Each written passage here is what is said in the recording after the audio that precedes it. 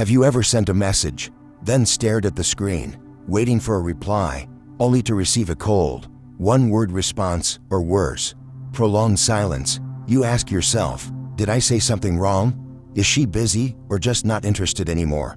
You start overthinking, then you text again, another line, a random comment, just to see those 3 dots flicker on the screen for even a few seconds. You're not alone. This is a feeling most men have experienced, yet few ever name. The feeling of being quietly dismissed. And the most bitter part, you're not wrong, you're not unworthy, you're just communicating on the wrong frequency. In an age where connection seems one swipe away, the paradox is, we've never felt more disconnected, especially in newly blooming romantic dynamics. Text messages, once a bridge to understanding, have become a space where we're misunderstood, ignored, or worse. We lower our self-worth just to be seen. Why does this happen? Because most men text like they're doing homework. They reply politely, ask questions to seem attentive, send compliments to show interest. But the result, their messages fade, just like the hundreds she receives every day.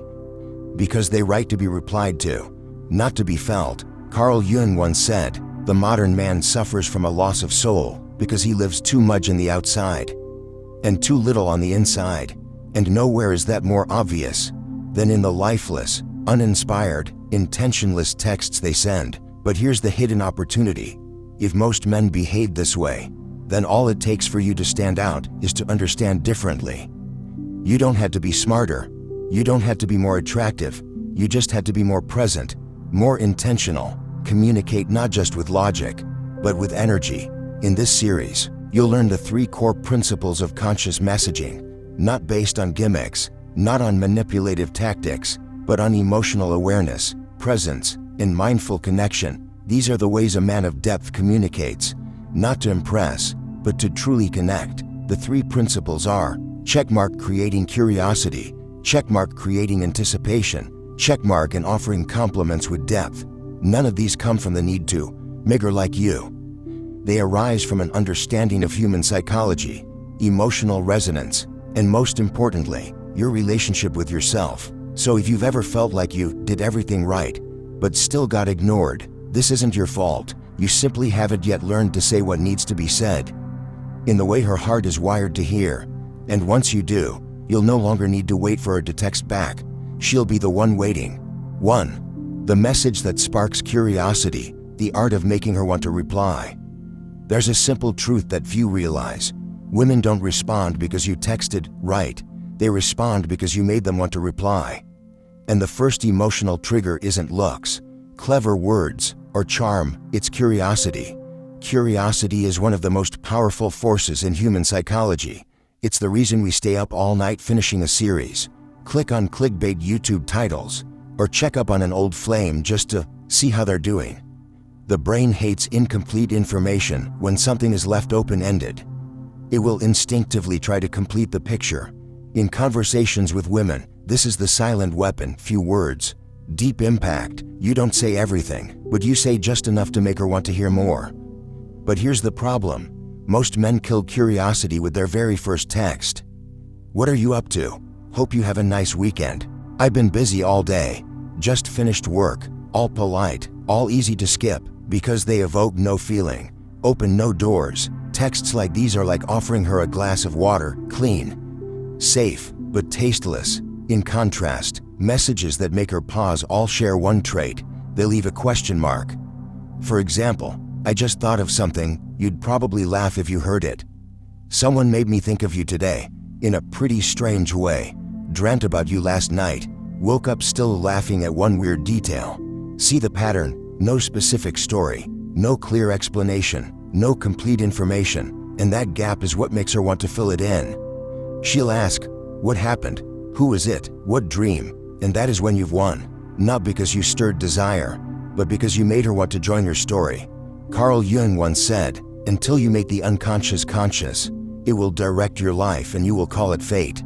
When a woman replies out of curiosity, it's not because she consciously decided to, it's because you tapped into her unconscious desire to feel intrigued, to be surprised, to explore. So how do you write texts like that? You don't need to be a great writer. You don't need complicated techniques. Just remember these 3 principles. 1. Don't give all the information, leave space. Instead of saying, "I just had Thai food. It was amazing," try, "Just had something that made me think of you. Guess what it was?" Instead of, "Rough day at work," try, "Something small happened at work today that had me thinking for a whole hour." Want a guess? 2. Avoid closed questions. "What are you doing?" is easy to answer with, "Not much."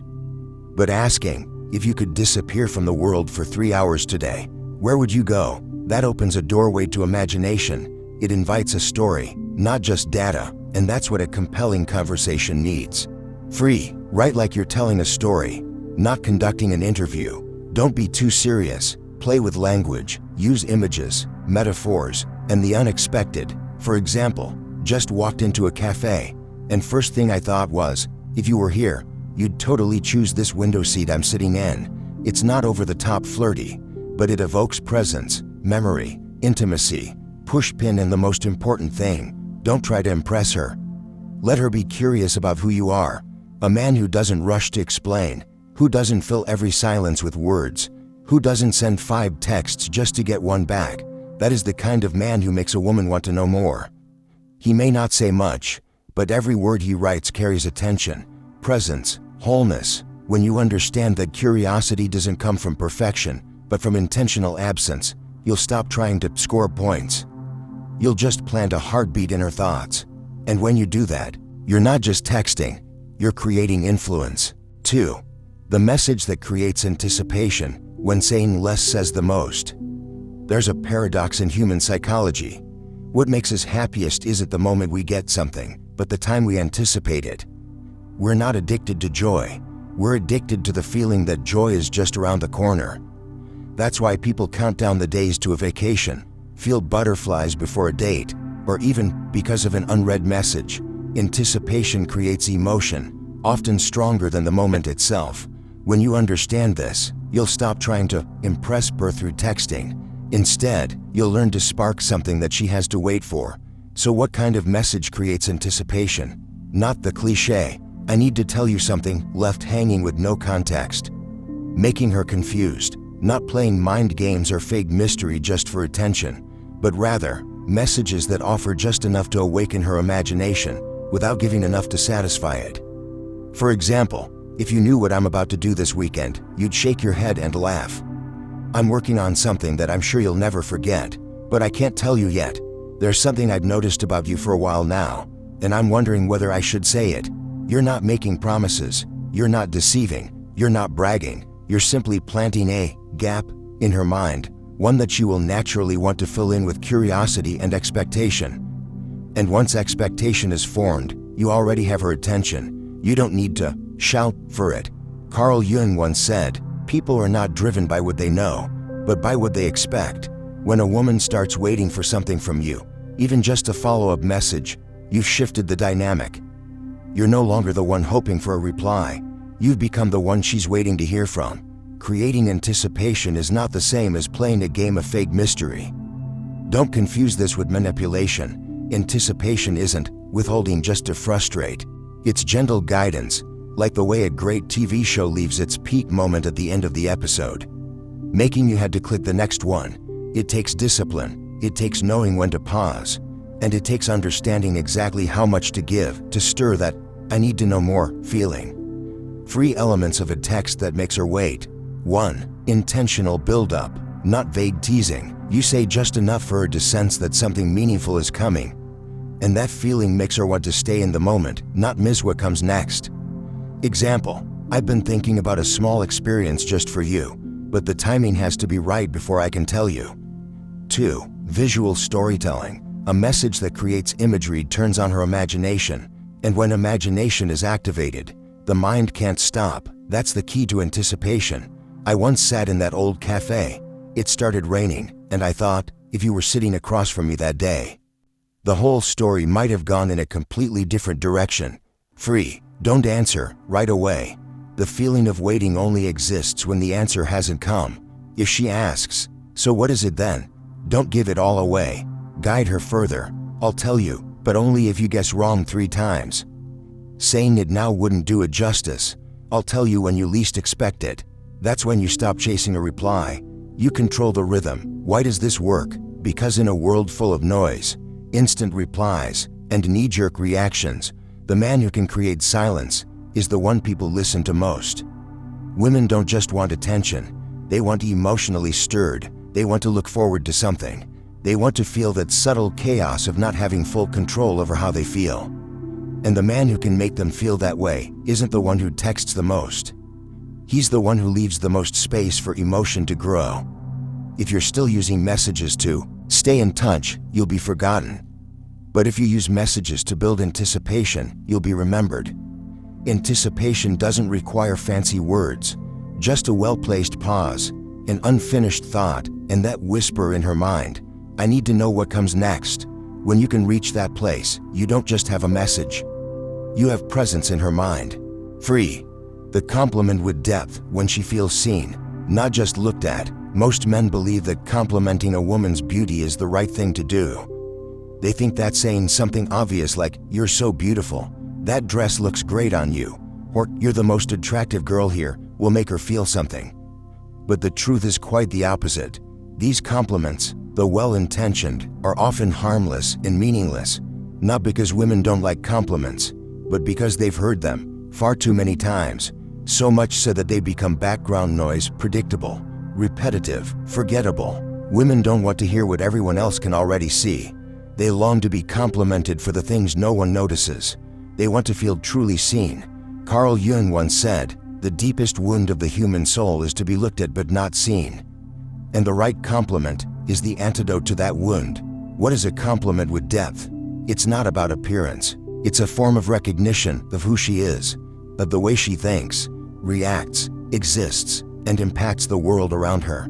Examples: I like how you're not trying to be interesting. You just are, by being yourself. Even when you're silent, I can still feel your warmth spreading through the space. Not many people know how to listen like you. When you listen, people don't just feel heard, they feel understood. These are not the kinds of compliments you can Google. They come from observation, from seeing beyond beauty, to find what's real. Why are deep compliments so powerful? Because they do 3 things shallow praise never can. 1. They break down her defenses. Beautiful women are used to being looked at. They know when a compliment is hollow, when the man is just fishing for attention. But when someone notices something subtle, something no one has ever said before, she'll pause. She'll look up. She'll think, this person actually sees me. 2. They reflect her value. When you point out something she's never been complimented on, you help her see herself in a new way. She'll ask herself, do I really have that quality? And if she does, it lifts her up, not because of how she looks, but because of who she is. 3. They position you as a different kind of man, because most men rush to impress with surface-level charm. You, instead, choose to connect through insight. You're not complimenting to win her over. You're complimenting to connect, and that puts you in a category of your own. So how do you give a deep compliment? It doesn't happen by chance.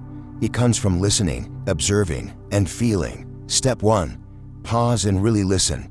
When she speaks, don't plan your next line. Just be present. Notice how she chooses words, how her eyes shift when she shares something personal, how her hands move when she's nervous. There are dozens of details others miss, and those are your doorway to depth. Step 2. Avoid what's obvious. Instead of saying, "You have a beautiful smile," try, "The way you smile, it feels like you believe in something deeply personal." Instead of, "You're really sweet," try, "I notice that when you talk to people, they relax more around you." Step 3. Say less, but say it right. Deep compliments don't have to be long. They had to be true. Sometimes, one line is enough. "I admire how calm you stayed back there. Not many people could have handled that like you did." So when should you say it? Not when you want to be noticed, but when you truly feel something and want to share it. When you speak without needing anything in return, your words carry weight. When you compliment without expectation, your words go deeper. And if you want her to remember you, remember this: she may forget what you looked like, but she'll never forget how you made her feel about herself.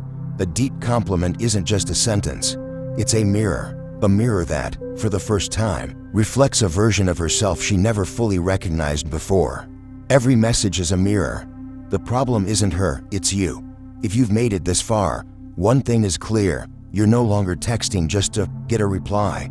You're learning to text like a man with presence, a man who doesn't message to please, but to express clarity, strength, and genuine feeling. And here's something few will tell you. Texting isn't about connecting with her, it's about reconnecting with yourself. That's why the most powerful men aren't the ones who know 8,000 clever phrases. They're the ones who know how to say the right sentence, at the right moment, with the right energy. They don't ask, "What are you doing?" just to fill silence. They don't blurt out, "You're so beautiful," out of reflex. They don't type and delete 10 times, fearing they'll be misunderstood. They write, and then let things unfold as they're meant to. Because they know, they cannot control someone else's reaction, but they can always control how they show up. Carl Jung once said, "Until you make the unconscious conscious, it will direct your life and you will call it fate." That quote isn't just for psychoanalysis sessions. It's for you, holding your phone, scrolling up and down, asking, "Should I text her again? Am I bothering her? Am I too eager, too slow, too foolish?"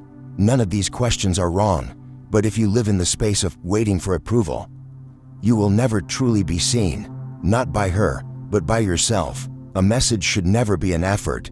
It should be an expression of intelligent curiosity that awakens her mind, intentional anticipation that allows her to feel your rhythm, a refined compliment that lets her know you see what others overlook.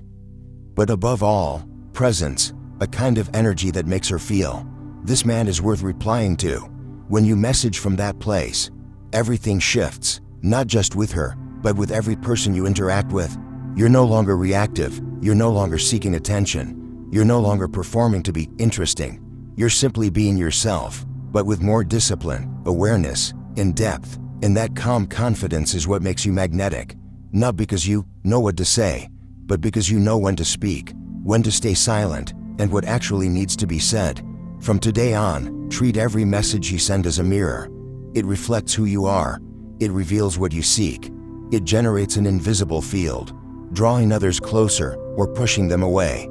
And the beautiful truth is, you get to choose. So instead of asking, "How do I get her to reply?" start asking, "How do I send a message that, even if no one replies, still feels true to who I am?" When you text with that mindset, you don't need to chase a response, because every line you send is already a response to your own truth.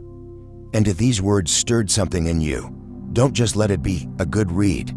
Make it a practice. Next time you want to text, "Where are you doing?" Pause.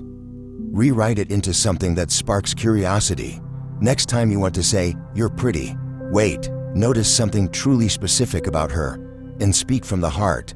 Next time she sees but doesn't reply, instead of getting angry or insecure, ask yourself, "Am I texting from need or from grounded strength?" We can't control who stays, but we can always control how we show up, how we love, and how we connect. And sometimes, doing that with enough presence is all it takes for her to choose to return.